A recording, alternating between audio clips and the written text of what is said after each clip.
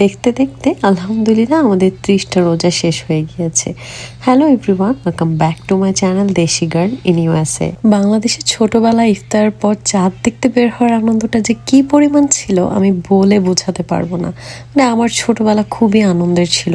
একান্নবর্তী পরিবার আর এছাড়াও আত্মীয় স্বজন আশেপাশের সবাই আসতো আমার আপুর কাছে মেহেদি লাগাতে। এই দিনগুলো আমি খুব মিস করি। এখন আমরা সবাই অনেক দূরে দূরে চলে গিয়েছি। যাই হোক, আজকে চাঁদ রাতের পার্টি ছিল আমার জায়ের বাসায়, মানে আমার শ্বশুরের বাসায়। এখানে তো আমার যা দুইটা আছে, যেখানে আমার শ্বশুর আছে ওখানের কথা বলছি। আসার পর দেখি বাসা ভর্তি মানুষ চলে এসেছে, চারদিকে সবাই মেহেদি পড়ছে, এত ভালো লাগছিল দেখতে।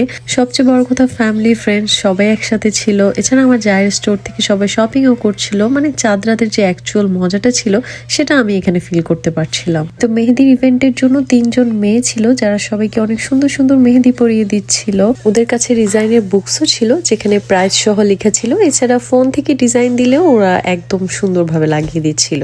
অনেকে অনেক দূর থেকে এসেছিল এই ইভেন্টে মেহেদি পরার জন্য। আবার শুধু বাংলাদেশি নয়, পাকিস্তানি এবং অন্যান্য দেশি মুসলিমরাও এসেছিল মেহেদি পরার জন্য।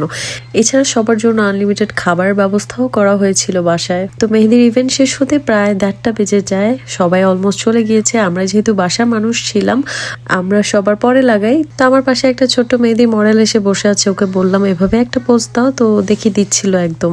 মানে বাসার সব পিচ্চিগুলো আমি যেটা বলি করতে, সেটা করতে খুব ইন্টারেস্ট ফিল করে। এনিওয়ে, আমি মেহেদি পরে বের হতে হতে প্রায় 2টা বেজে যায়। বাসায় গিয়ে আবার কালকের প্রিপারেশন নিতে হবে। তো আজকে ব্লগটা এখানেই শেষ করছি। Thank you so much for watching this video. Bye by.